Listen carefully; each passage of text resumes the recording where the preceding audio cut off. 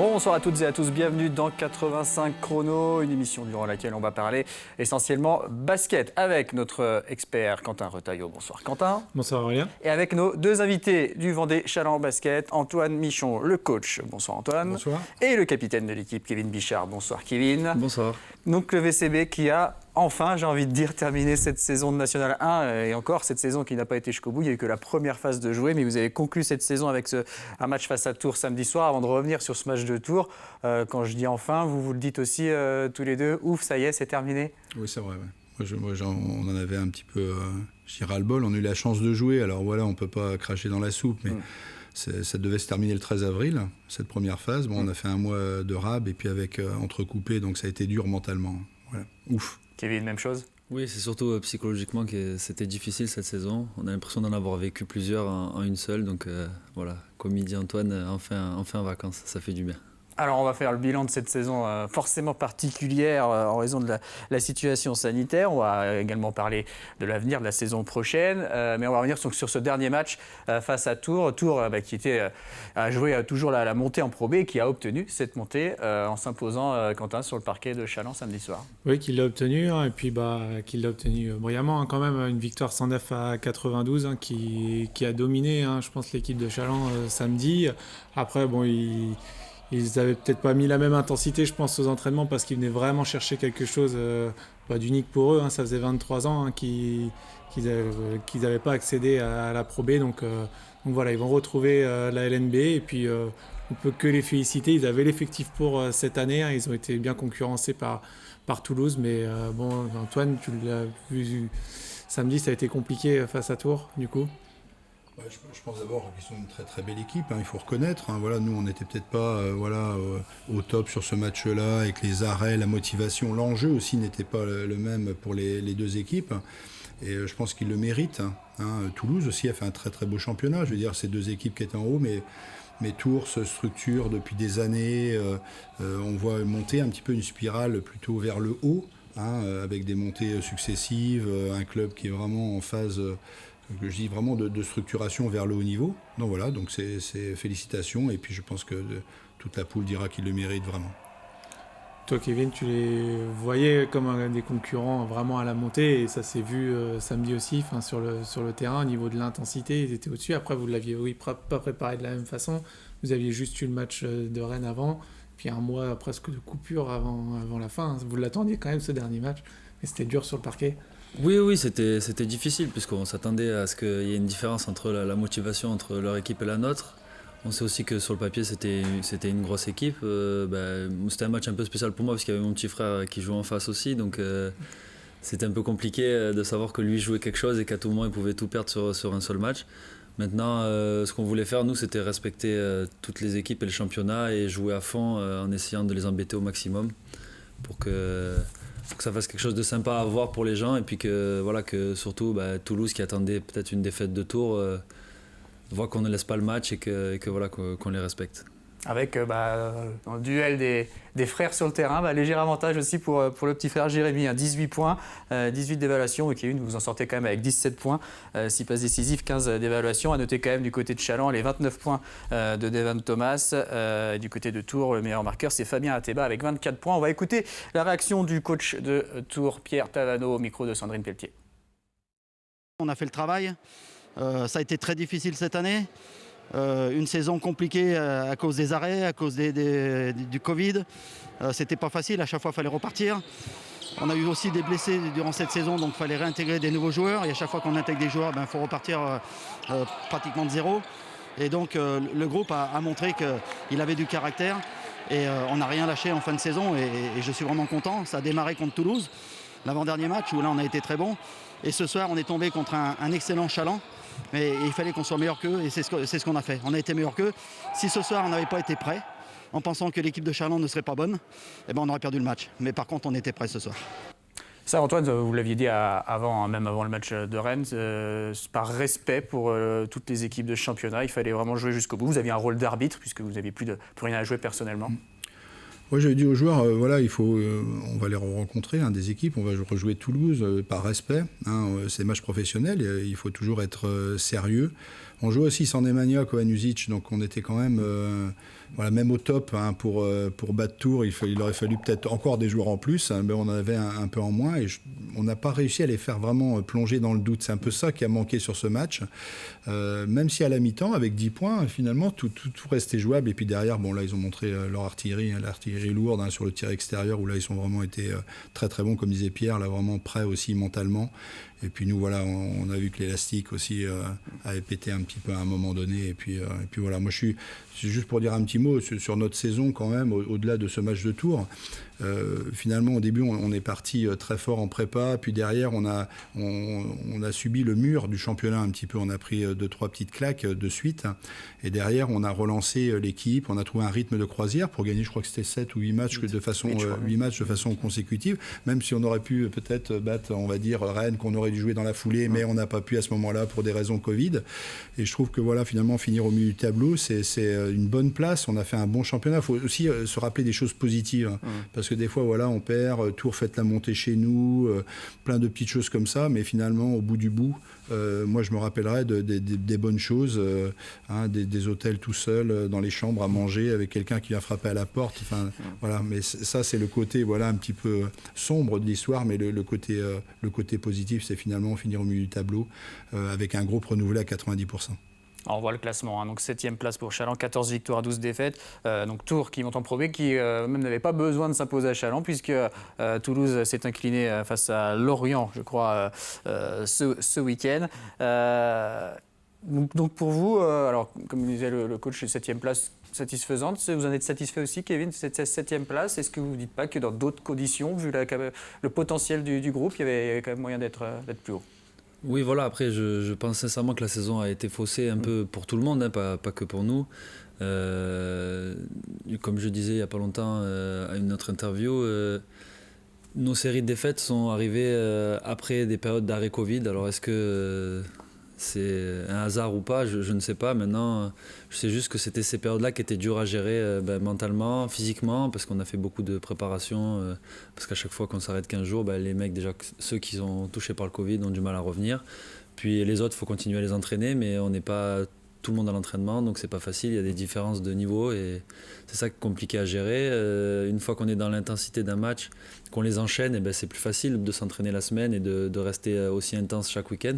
Maintenant, dès qu'il y a un arrêt de 3 semaines, après il faut se remettre dans le niveau d'intensité qu'il faut pour un match de N1, sauf qu'on joue par exemple contre une équipe qui elle a continué à jouer, donc qui est déjà dans ce niveau d'intensité là. Donc voilà.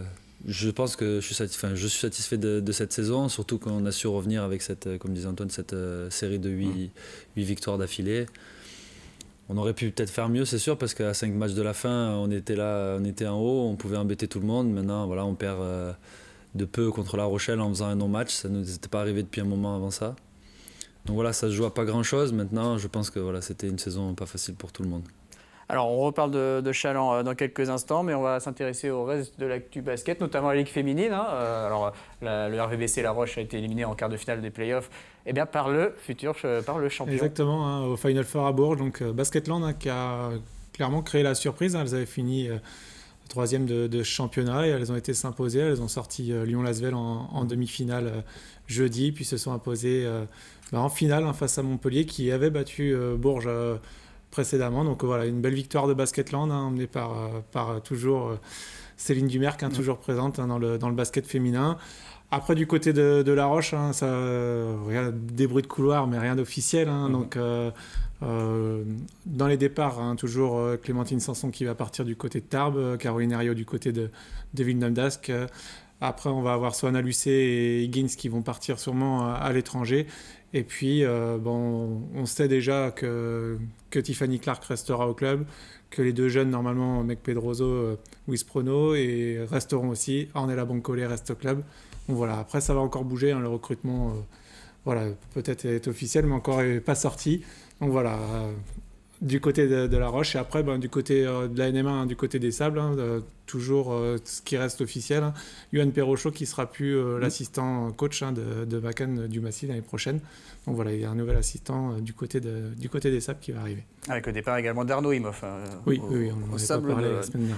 Le reste de l'actu sport avec notamment du para-triathlon et après une longue attente, Gladys Lemoussu retrouvait la compétition ce samedi avec la première étape de la Coupe du Monde à Yokohama au Japon. Une reprise victorieuse pour la sociétaire du Saint-Jean-de-Mont-Vendée Triathlon. Elle remporte l'épreuve composée de 750 mètres de natation, 20 km de vélo et 5 km de course à pied. De bon augure à moins de 100 jours maintenant des Jeux paralympiques de Tokyo. Toujours en handisport mais en natation, les championnats d'Europe ont débuté à Funchal au Portugal. On y retrouve Anaëlle Roulet du club des Sables d'Olonne. Elle s'alignera sur le 400 mètres nage libre ce mardi soir, puis sur le 100 mètres d'eau qui est sa discipline de prédilection samedi.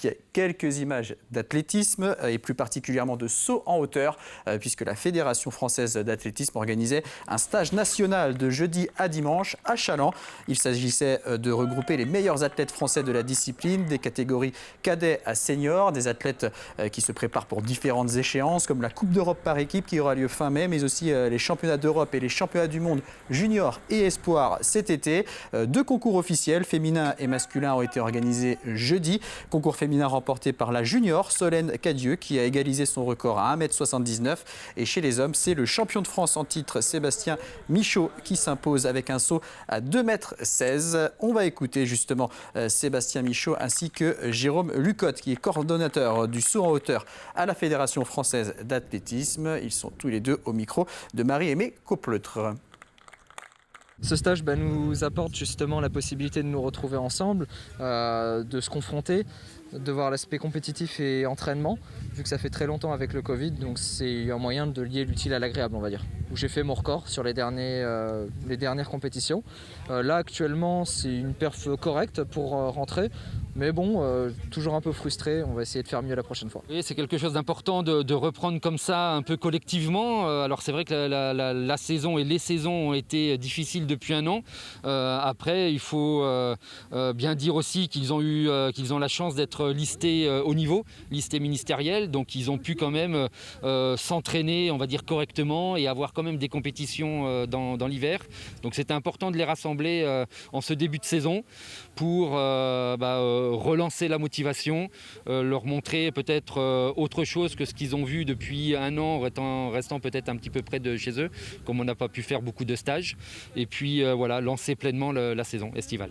Et encore un petit mot d'athlétisme avec le meeting d'Angers samedi qui a permis à certains athlètes de réaliser de bonnes performances. Et c'est le cas de Baptiste Renaudin, le perchiste de West Vendée Athlétisme qui a battu son record personnel en franchissant une barre à 5,28 m. Vous le voyez sur cette photo en compagnie de Caroline Chailloux qui elle aussi participait à ce meeting et réalise 11 secondes 94 sur 100 mètres et 24 secondes 25 centièmes sur 200 mètres. On revient au basket avec nos invités du Vendée Challant Basket, Antoine Michon, Kevin Michard, et avec vous Quentin.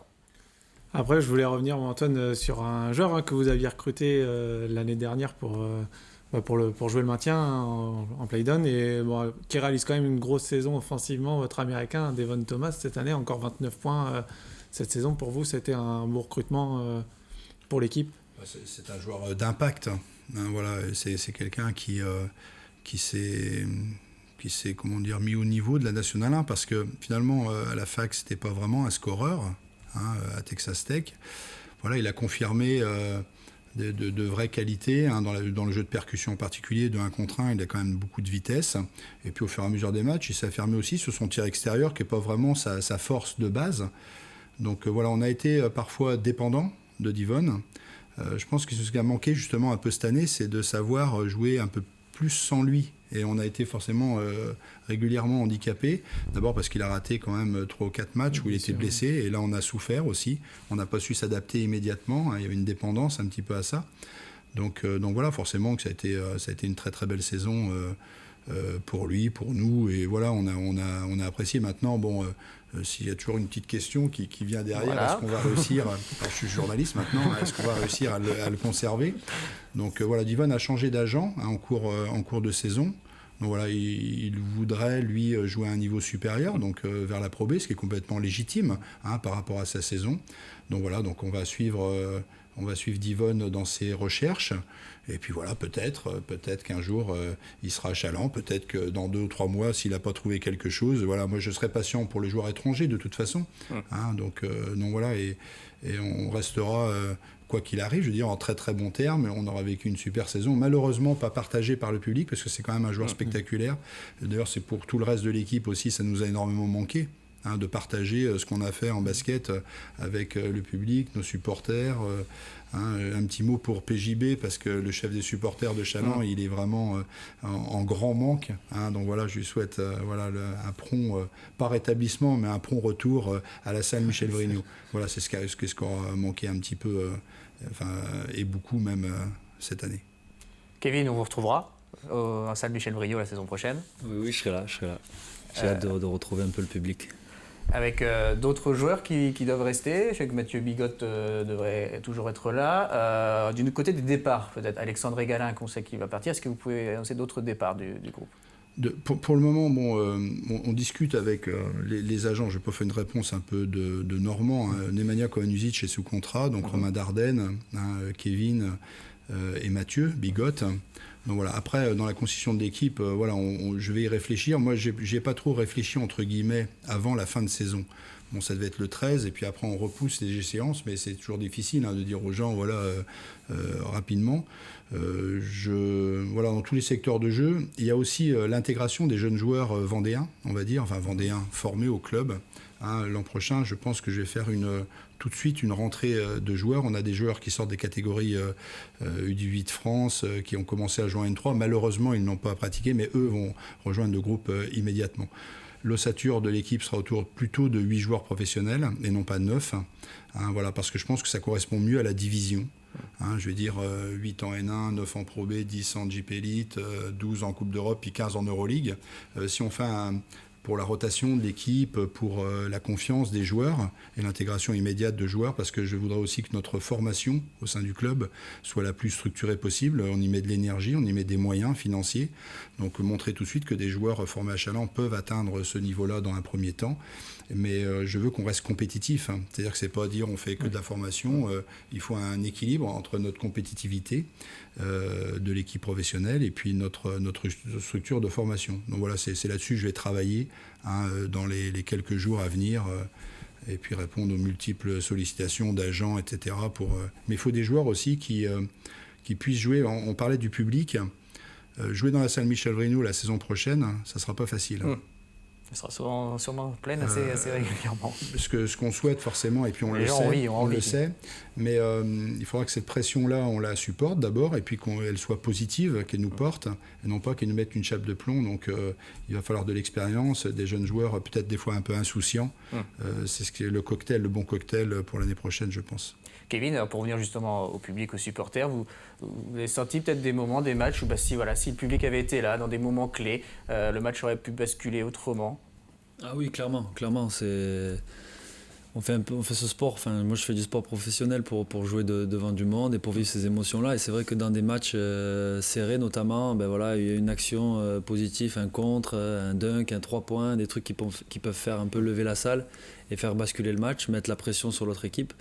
À Chaland, on a l'avantage de jouer quand on peut dans une salle complètement pleine, de lever la salle quand on met un 3 points, et de pouvoir mettre la pression. Donc c'est vrai que ça a beaucoup manqué. Et je pense, même nous, quand on est allé jouer à l'extérieur, c'était aussi plus facile puisqu'il n'y avait personne dans les salles. Je pense par exemple dans les salles, des petites salles comme Vitré, qui sont pleines et tout ça.